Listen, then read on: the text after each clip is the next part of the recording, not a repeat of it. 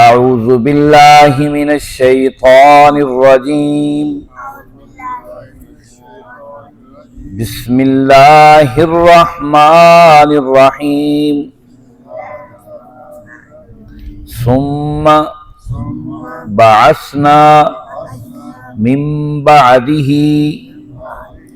رسلا الى قومهم فجاءوهم بالبينات فما كانوا ليؤمنوا بما كذبوا به من قبل كذلك نطبع على قلوب المعتدين ثم بعثنا من بعدهم موسى وهارون إلى فرعون وملئه بآياتنا فاستكبروا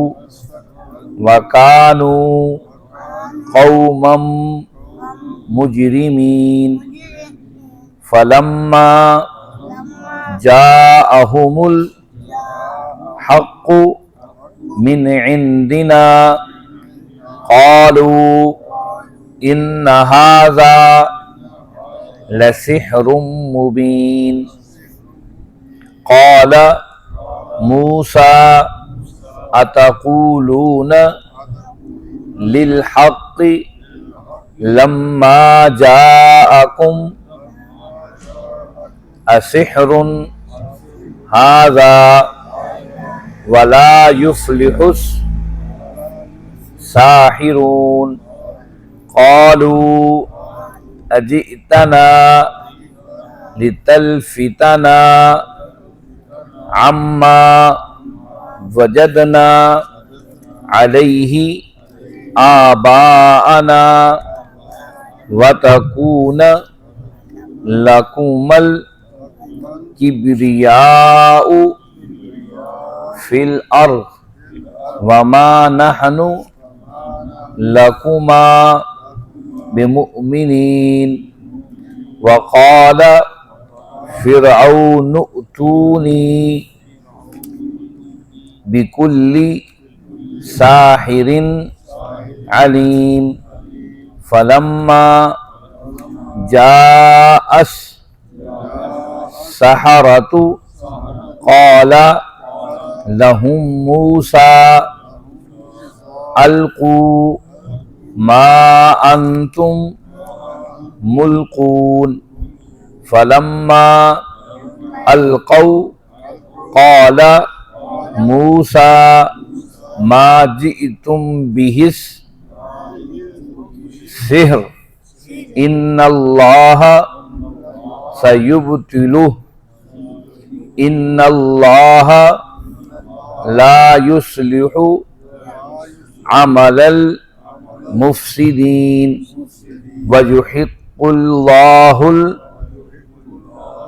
الحق بكلماته ولو كره المجرمون صدق اللہ العظیم۔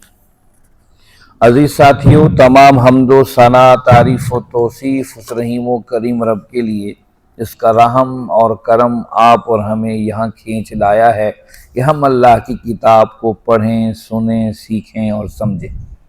اس کے بعد لاکھوں کروڑوں درود و سلام اس نبی مہرباں پر جنہوں نے اللہ رب العزت سے حق کو پا کر ہم تک حق پہنچانے کا حق ادا کر دیا۔ عزیز ساتھیوں، 11واں پارہ ہے، سورہ یونس ہے، اور ہم نے اس کی 73 آیات پڑھ لی۔ گزشتہ آیات بینات میں آپ کو یاد ہوگا ہم نے نوح علیہ السلام کے تذکرے کو پڑھا تھا۔ اللہ رب العزت نے بتایا کہ نوح علیہ السلام نے کس طریقے سے اپنے قوم کو بلایا اور ان کو دعوت دی اور کہا کہ دیکھو، اگر میرا تمہارے اندر کھڑے ہونا، اللہ کی آیات کے تذکرے کرنا، اگر یہ تمہیں ناگوار ہے تو میں اللہ پر توکل و بھروسہ کرتا ہوں۔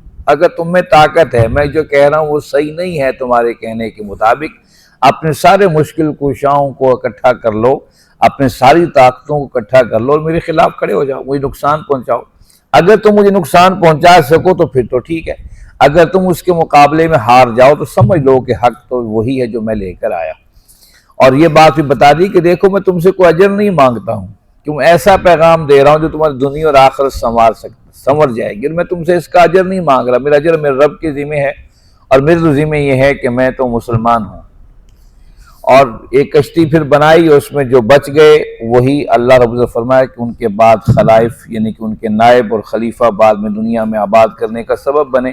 یہ تھی گزشتہ آیات۔ اللہ نے خاص کر فرمایا ذرا دیکھو کیسا انجام ہم نے ان لوگوں کا کیا جو اللہ کے احکامات کے انکاری۔ آج بھی ہم اپنے معاشروں کو دیکھیں، یہ انجام ہی ہے ہمارے معاشروں کا کہ پوری امت 1.5 ارب سے زائد امت آج پریشان حال ہے۔ یہ سب سے بڑا ایک المیہ ہے کہ امت جب 313 تھی تو کوئی خوف نہیں تھا، آج اربوں میں امت موجود ہے اور پھر پریشان حال ہے۔ یہ کیا وجہ ہے؟ اس کی سب سے بڑی وجہ یہ ہے، یہی اللہ قرآن مجید میں بتانا چاہتے ہیں، جب اللہ کے احکامات کو چھوڑ دیا جاتا ہے پھر معاملے ایسے ہی ہوتے ہیں۔ یہ تھی گزشتہ آیات۔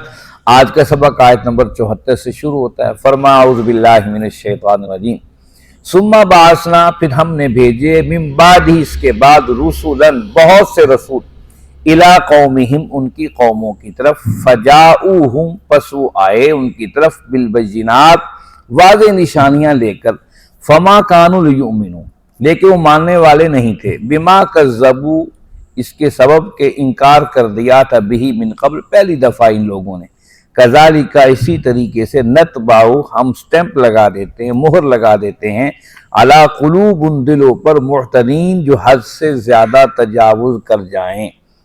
یہاں اللہ رب العزت نے انبیاء کا تذکرہ نہیں کیا ہے، سورہ یونس کے بعد ہم سورہ ہود پڑھیں گے، اس میں اللہ رب العزت نے جو نوح علیہ الصلوۃ والتسلیم کے بعد جو انبیاء اور قومیں آئی تھیں، قوم ہود تھی، قوم سمود تھی، قوم شعیب تھی، ان کا تذکرہ سورہ ہود کے اندر تفصیلاً ہوگا۔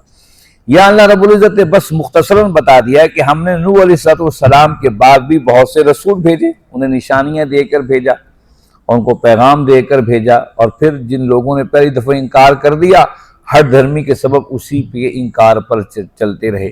اللہ نے فرمایا جب انسان ہدایت کے قبول کرنے کے لیے تیار نہیں ہوتا ہے پھر اللہ ان کے دلوں پر مہر لگا دیتے ہیں۔ ثم بعثنا من بعدہم موسیٰ، پھر ہم نے بھیجا ان کے بعد موسیٰ علیہ السلام کو، وہارون اور ہارون علیہ السلام کو، الی فرعون فرعون کی طرف، وملئہ اور اس کے سرداروں کی طرف، بآیاتنا اپنی آیات کے ساتھ، فاستکبروا انہوں نے تکبر اختیار کیا، وکانوا قوما مجرمین وہ مجرم لوگوں میں سے تھے۔ اب یہاں سے تقریباً 1.5 رکوع پر مشتمل موسیٰ علیہ السلام کا تذکرہ چل رہا ہے۔ قرآن مجید نے موسیٰ علیہ السلام کا تذکرہ تمام انبیاء سے زیادہ کیا ہے۔ جو کشمکش تھی موسیٰ علیہ السلام کی اور فرعون کی، یہ اصل میں وہ کشمکش ہے جو حق و باطل کے مارکے کے اندر ہمیشہ سے موجود رہی ہے۔ دیکھیے یار موسیٰ علیہ السلام کی زندگی بھی بڑی عجیب ہے، وہ ہر قدم قدم پر ان کی زندگی کے ٹرننگ پوائنٹس ہیں موسیٰ علیہ السلام کی زندگی کے۔ آپ دیکھیے جس وقت پیدا ہونے سے پہلے پورے علاقے کے اندر قتل عام کا آغاز کر دیا تھا فرعون نے، وہ خوف زدہ تھا کہ یہ تو بنی اسرائیل کی آبادی بڑھتی چلی جا رہی ہے، کل تو یہ ہمارے تخت کے اوپر آ کے قبضہ کر لیں گے۔ یہی آج بھی سوچ موجود ہے۔ عالم کفر حیران ہے کہ نوجوانوں کی سب سے بڑی قوت اگر کسی کے پاس ہے یہ مسلمانوں کے پاس ہے۔ اگرچہ مسلمانوں زیادہ دنیا میں عیسائی زیادہ ہیں، لیکن نوجوان اور نئی نسل کی پروان اور بڑھتی ہوئی افرادی قوت اس سے مسلمانوں کے پاس، اس سے آج بھی دنیا خوف زدہ ہے۔ فرعون بھی خوف زدہ تھا، اس نے قتل عام کو حکم دے دیا، اور اس کنڈیشن یہ تھی کہ موسیٰ علیہ السلام کی ماں کو اپنی تکلیف بھول گئی، موسیٰ علیہ السلام کو بکس میں بند کیا اور دریائے نیل کے لہروں کے حوالے کر دیا۔ پھر نظام دیکھی اسی گھر میں پرورش پائی جس نے قتل کا حکم دے دیا تھا، اور جب جوان ہو کر اسی گھر سے باہر نکلے تو لوگوں کو پتہ چل گیا آپ کی محبتوں سے عمل سے کہ تو بنی اسرائیلی ہیں۔ پھر ایک ایسا موقع آیا کہ آپ نے ایک قبطی کو قتل کر دیا جو فرعون کی نسل سے تھا۔ وہاں سے موسیٰ علیہ السلام نکلے اور بڑے 10 سال تک حضرت شعیب اور ایک بزرگ کی خدمت میں 10 سال رہے۔ وہاں سے شادی ہو کر لے کے نکلے اور راستہ سمجھ نہیں آ رہا تھا کہاں جائیں رات کے اندھیرے میں۔ آپ روشنی لینے کے لیے پہنچے طور پر تو وہاں اللہ نے آپ کو نبوت عطا کر دی۔ نبوت ملتے ہی آپ اور بھائی دونوں آ کر فرعون کے سامنے کھڑے ہو گئے۔ آپ کی زندگی کے پورا ایک عمل مسلسل ایک مرحلہ وار اور انسانوں کے لیے ایک بہت بڑا سبق ہے۔ اللہ جہاں چاہے جس طرح چاہے اپنا کام لیتا ہے، اور کام لینے کا طریقہ اللہ رب العزت کا جس طرح ہے دنیا اس پر حیران بھی ہوتی ہے اور اہل ایمان اش اش کر اٹھتے ہیں۔ یا موسیٰ اور ہارون کا تذکرہ اتنا ہی بتایا کہ ہم نے بھیجا موسیٰ اور ہارون کو فرعون کی طرف اور ان کے سرداروں کی طرف، اپنی آیات دے کر۔ نشانیاں کیا تھی؟ عصا تھا جو پھینکتے تھے اژدہا بن جاتا تھا، اور بغل میں ہاتھ نکال کر باہر نکالتے تھے، وہ سورج سے چمک سے بھی زیادہ چمک اس کی ہوتی تھی۔ یہ دونوں نشانیاں تھی۔ فاستکبروا، تکبر کیا، وکانوا قوم مجرمین، وہ مجرم لوگ تھے۔ فلما، پس جب جاءہم الحق، ان کے پاس حق آ گیا، من عندنا، ہماری طرف سے، قالوا، لوگوں نے کہا، ان ھذا لسحر مبین، یہ تو کھلا جادو۔ اب حق سمجھ میں آ گیا، بھائی یہ تو جادو نہیں ہے، کچھ اور چیز ہے۔ ہمیشہ سے ہی باطل قوتوں کو جب حق کے مقابل کوئی چیز نہیں ملتی وہ کہتے ہیں جادو ہے۔ یہی بات مکہ کی سرزمین پر جب یہ قرآن اتر رہا تھا، سورہ یونس اتر رہی تھی، مکہ میں یہی کشمکش چل رہی تھی۔ کفار مکہ اللہ کے نبی صلی اللہ علیہ وسلم کو نعوذ باللہ استغفر جادوگر کہہ رہے تھے۔ وہ سمجھتے تھے یہ قرآن کی وہ آیات ہیں کہ راتوں کو چھپ کر جا کر وہ قرآن سنتے تھے، لیکن وہ کہتے تھے یہ جادو اس لحاظ سے، جب بڑے لوگوں نے کہا، ولید ابن مغیرہ جو ان کا سیانہ سمجھدار تھا، کہا تم اس کو جادو کیسے کہتے ہو؟ یہ جادو تو ہو ہی نہیں سکتا ہے۔ ان کا جادو تو واقعی نہیں ہے، یہ ہم مانتے ہیں، لیکن اس نے گھروں کے اندر جادو کر دیا کہ جو نوجوان اس بات کو قبول کر لیتا ہے پھر اس کے اور گھر کے اندر فاصلے کھڑے ہو جاتے ہیں، پھر چاہے مارو کچھ کرو وہ اس راستے کو چھوڑنے کو تیار نہیں ہے جو محمد کریم صلی اللہ علیہ وسلم نے بتایا ہے۔ اس لیے ہم اس کو جادو کہتے نہیں، تو جادو تو ہے نہیں، خود تسلیم کرتے تھے۔ اب یہی بات اللہ نے بتائی کہ جو فلما جاءہم الحق، ان کے پاس حق آ گیا ہماری طرف سے، وہ پہچان لیا یہ حق ہے، لیکن چونکہ جواب نہیں تھا، کہا ان ھذا لسحر مبین، یہ تو کھلا جادو۔ قال موسیٰ، موسیٰ علیہ السلام نے فرمایا، اتقولون، کیا تم کہتے ہو للحق، اس حق کے بارے میں، لما جاءہم، تم جو تمہارے پاس آ گیا ہے، اسحر ھذا، یہ جادو ہے، ولا یفلح الساحرون، سنو جادوگر کبھی بھی کامیاب نہیں ہو سکتا ہے، کیونکہ جو جادوگر ہوا کرتا ہے وہ پیسے کی لالچ کے اندر چلا کرتا ہے، جو اللہ کا نبی ہوتا ہے وہ اللہ کی رضا کے ساتھ آیا کرتا ہے۔ اب فرعون، آپ کہیں بھی جادوگر تماشا بین شعبدہ بازوں کو دیکھ لیں، وہ اس لیے شعبدے کرتے ہیں تاکہ لوگوں کی جیبوں سے پیسے نکلوا سکیں۔ اس کے مقابلے میں نبی آ کر ہی کفریہ طاقتوں کے سامنے کھڑے ہو جاتا ہے۔ آپ دیکھیے تو صحیح، اللہ کے نبی صلی اللہ علیہ وسلم کی سیرت طیبہ مطہرہ، آپ اعلان نبوت سے پہلے آپ غار ہیرا میں چلے جاتے ہیں اور وہ 3 مہینے وہیں رہتے ہیں، خاموشی کی زندگی آپ جینے، بالکل خاموشی کی زندگی، دنیا کی ساری لذتوں سے دور اور ساری حالات دور، غار ہیرا میں چلے گئے۔ لیکن دیکھیے جو ہی غار ہیرا کے اندر وہ پیغام آیا، اقرأ بسم ربک الذی خلق، یہ اللہ کا کتاب ہے، اس کو پڑھنا ہے اور اس رب کے نام سے پڑھنا، اسے تمہیں پیدا کیا ہے۔ بندو، رب کے تعلق اس اعلان کے بعد آپ کو زندگی میں کبھی آپ کے غار ہیرا نظر نہیں آئی۔ پھر غار ثور تو ہے، علم و یقین اور جد و جہد کے رستے کو، لمحے کو سکون لینے کی ٹھہراؤ تو ہے، لیکن پھر غار ہیرا نہیں ہے کہ آپ سب کچھ چھوڑ کر جنگلوں میں نکل گئے ہوں اور پھر آپ نے علیحدگی اختیار کر لی، ایسا نہیں ہے۔ یہی سب سے بڑی بات ہوا کرتی ہے، اور اس کے مقابلے میں فرما رہے ہیں کہ دیکھو جو نبی ہوتا ہے وہ کھڑے ہو کر بات کرتا ہے، جادوگر ہوتے ہیں وہ لوگوں کے سامنے ہاتھ پھیلائے پھرتے ہیں، اس لیے جادوگر کبھی کامیاب نہیں ہوتا۔ قال، انہوں نے کہا، اجئتنا، کیا تو ہمارے پاس آیا ہے، لتلفتنا، تاکہ تو ہمیں دور کر دے، عما وجدنا علیہ آبانا، اس طریقے سے جو ہم نے اپنے آباء و اجداد کو کرتے پایا، وَتَكُونَ لَكُمَ الْكِبْرِيَاءُ، اور کیا تم یہ چاہتے ہو کہ تم بڑے بن جاؤ فی الارض، زمین میں، وَمَا نَحْنُ لَكُمَا بِمُؤْمِنِينَ، ہم تو تمہیں ماننے کو تیار نہیں ہیں۔ اس میں دیکھیے 2 باتیں کی ہیں قوم فرعون نے، اور فرعون 2 باتیں کی۔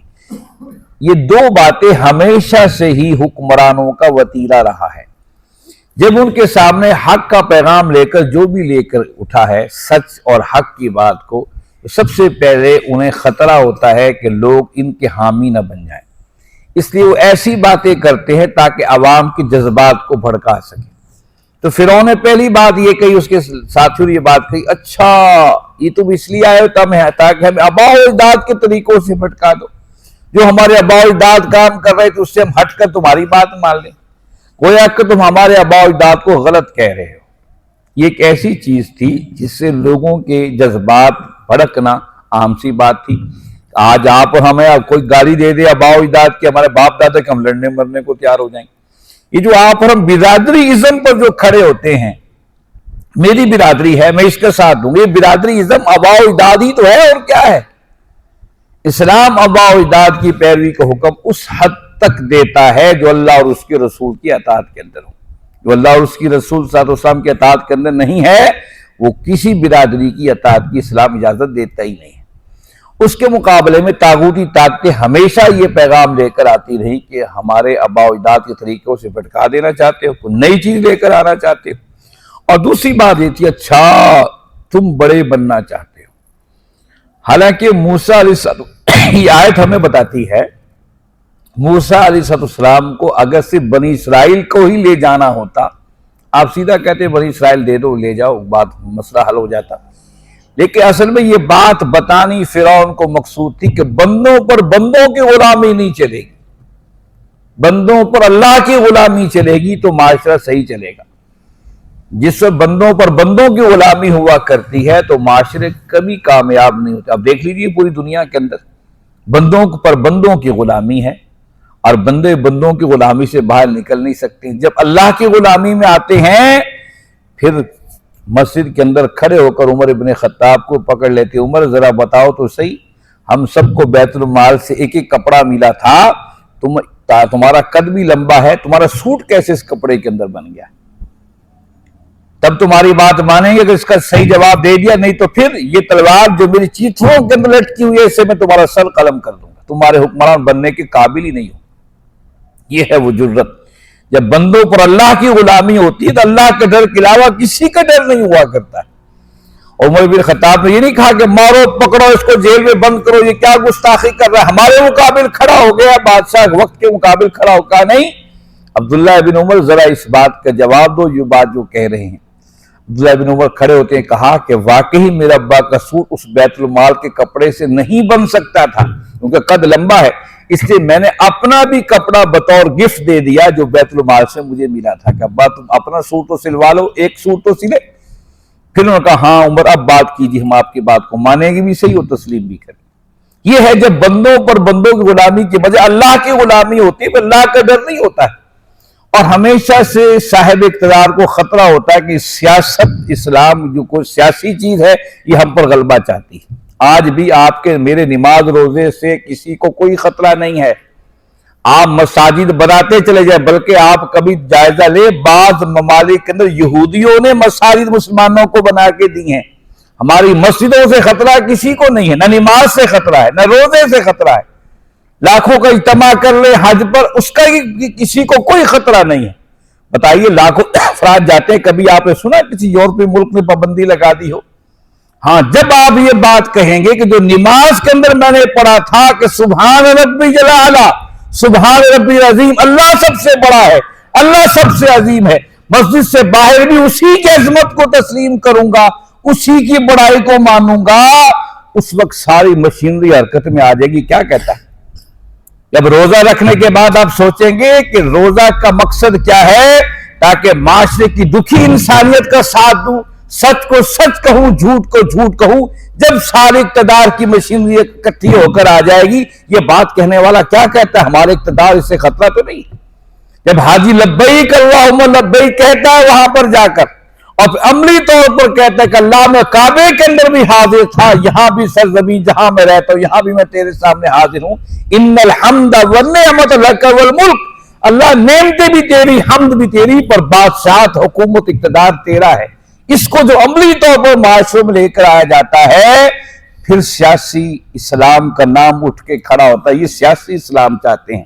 پھر مرسی کی حکومت کو مصر میں ختم کر دیا جاتا ہے، پھر سوڈان کے اندر عمر البشیر کی حکومتوں کو ختم کر دیا جاتا ہے، اس کے مقابلے 100 سالوں سے چلی ہوئی جرنیلوں کی حکومتیں وہ سارے یورپ اور مغربی طاقتوں کو قبول ہوا کرتی ہیں۔ یہ آج کا معاملہ نہیں ہے، شروع سے بات تذکرہ چلتی آ رہی۔ قرآن نے بتایا وَتَكُونُ لَكُمُ الْكِبْرِيَاءُ، تم بڑے بننا چاہتے ہو فرعون کے مقابلے میں، ہمارے مقابلے تم بڑا بننا چاہتے ہو، اس لیے دعوت لے کر آئے ہو۔ ہمیشہ سے یہ خوف رہا ہے کہ اسلام کی طاقت کے مقابل کہ کہیں غالب نہ ہو جائے، جب یہ غالب ہو جائے گی تو ہمارے حقوں میں پانی کون بھرے گا۔ یہ قدرت اللہ شہاب نے اپنی کتاب شہاب نامہ میں لکھا ہے کہ وہ جھنگ کے کسی زمانے میں ایک ڈپٹی کمشنر تھے، لکھا اپنی کتاب کے اندر، اس نے کہا کہ وہاں پر بڑے بڑے ذمہ داروں کے اندر سکول بنانے کا رواج نہیں تھا، لیکن ایک علاقے کے اندر سکول بن گیا۔ کہتے ہیں میں بڑا حیران ہوا، انہوں نے سکول بنا دیا، وہاں کے جاگیرداروں نے اس کے مقابل جو دوسرے جاگیردار ان کے مخالف انہوں نے بھی سکول بنا دیا۔ اب وہ کشمکش چل پڑی، یہ کیا معاملہ ہو؟ میں تحقیق کے لیے وہاں گیا کہ بھئی سکول کیوں نہیں بننے دیا جا رہا تھا، اب کیوں بن گیا ہے؟ ان کا سکول اس لیے بننے نہیں دیا جا رہا کہ سکول بنے گا، لوگ پڑھیں لکھیں گے تو ہمارے حقوق کون جو ہے بکھائے گا، کون حقوق میں پانی ڈال کر ہمیں دے گا؟ یہ پڑھیں گے نہیں تو نسل در نسل ہمارے غلام اور نوکر چلے آئیں گے۔ ایک تصور وہاں کے مقامی یہ ہمارے ملک کے مقامی ذمہ داروں کا نہیں ہے، دنیا کی ہر بڑی طاقت کا یہی نظریہ ہے کہ شعور نہ دو، جب شعور آئے گا پھر لوگ اٹھ کے کھڑے ہوں گے، حق کیا ہے باطل کیا ہے۔ اور قرآن شعور دیتا ہے، عرب کے لوگوں کو شعور دیا، حبشہ کے قالا بلال وہاں پر تکلیفیں اٹھا رہا ہے، سینوں پر پتھر رکھ دیے گئے، شعور آگاہی کی وہ آواز بلند ہو رہی ہے، اللہ احد اللہ احد، اللہ ایک ہے، اللہ تنہا اور یکتا ہے، یہ شعور میرے اندر گھل گیا ہے۔ تو پھر نبی صلی اللہ علیہ وسلم پکارتے بلال وہ تیرا عمل کیا ہے کہ چلتا زمین پر ہے اور قدم تیرے جنت کے اندر گنے جاتے ہیں۔ تو یہ وہ چیز ہے، یہ وہ قرآن شعور آگاہی دیتا ہے۔ یہ شعور آگاہی آج بھی دنیا روکنا چاہتی ہے، خبردار رک جائے۔ وہ سکول کیوں بن گئے تھے اس پر پتہ یہ چلا کہ ووٹ لینے کے سبب ایک نے کہا کہ اگر میں سکول بنا دوں یہاں پر میرے حامی زیادہ ہو جائیں گے، دوسرے نے کہا اچھا اس کے حامی کیوں ہوں، اس کے مقابلے ضد بضد سکول بنا لیا۔ اس لیے نہیں بنایا کہ وہاں پر شعور آگاہی، بطور ضد انہوں نے سکول بنائے۔ یہ ہیں ہمارے معاشروں کی حالتیں، یہ اس معاشرے کی حالت ہے جو اسلام کی بنیاد پہ وجود میں آیا۔ دنیا کے معاشروں کی حالتیں کیا ہوں گی؟ کہا کہ سب سے بڑی بات یہ کہتے ہیں کہ اچھا ہمارے مقابلے میں کھڑے ہو گئے، وَمَا نَحْنُ لَكُمَا بِمُؤْمِنِينَ، ہم تمہیں نہیں مانتے۔ وَقَالَ فِرْعَوْنُ ائْتُونِي، اور فرعون نے کہا بلا لاؤ بِكُلِّ سَاحِرٍ عَلِيمٍ، سارے ہمارے جو ماہر جادوگر انہوں بلا لاؤ۔ فَلَمَّا جَاءَهُمُ السَّحَرَةُ، جب سارے جادوگر آگئے، قَالَ کہا لَهُمُ نے موسیٰ علیہ السلام نے، القوا ڈالو ما انتم ملقون، جو تم ڈالنا چاہتے ہو ڈالو، جو جادو دکھانا چاہتے ہو دکھاؤ۔ فَلَمَّا القوا، جب انہوں نے ڈال دیا، قَالَ کہا موسیٰ علیہ السلام نے ما جئتم بِهِ سحر، نہیں جو تم لے کر آئے ہو یہ جادو ہے، ان اللہ بے شک اللہ سیبطلہ، ان قریب تمہارے جادو کو باطل کر دے گا، ان اللہ لا یصلح عمل المفسدین، کہ بے شک اللہ مفسد فسادی لوگوں کے معاملات کو درست نہیں کرتا ہے۔ وہ موسیٰ علیہ السلام نے بتایا کہ جادو ہے، جادو کے مقابلے میں اللہ کے احکامات ہی توڑ ہے۔ اس زمانے میں معجزہ عصا تھا، آج اس زمانے معجزہ رب کا قرآن ہے۔ یاد رکھیں سب سے بڑا معجزہ رب کا قرآن، اس زمانے میں سب سے بڑا معجزہ موسیٰ علیہ السلام کی چھڑی تھی، اور اس کے کہہ رہے تھے ان اللہ لا سیبطلہ، ان قریب یہ چھڑی تمہارے سارے جادوؤں کو باطل کر دے گی۔ آج یہ معجزہ پکار رہا ہے، تمہارے ساری جادوگری جو معیشت پر، تمدن پر، سیاست پر، اقتدار پر، پورے معاشروں میں دنیا میں جہاں جہاں چھائی ہیں، سیبطلہ، یہ کتاب اس کے مقابلے میں اس کو باطل کر دے گی، سارے معاملات کو۔ کیوں کہ اللہ کبھی بھی فسادیوں کو، فساد کرنے والوں کامیاب نہیں کرتا۔ وَيُحِقُّ اللَّهُ الْحَقَّ، وہ حق کو حق کر دیتا ہے، بِكَلِمَاتِهِ، اپنے کلمات کے ذریعے، وَلَوْ كَرِهَ الْمُجْرِمُونَ، چاہے مجرم لوگ اسے ناپسند ہی کیوں نہ کریں۔ لوگ کتنے اس کی مخالفتوں پر کھڑے رہیں، اس کو ناپسند کیوں نہیں کریں، اللہ اپنے کلمات کو حق کر دکھاتا ہے۔ یہ اللہ کے کلمات ہیں، رب کا قرآن، یہ کلمات ہیں محمد کریم صلی اللہ علیہ وسلم کا فرمان، اور یہ کبھی بھی باطل نہیں ہو سکتا ہے۔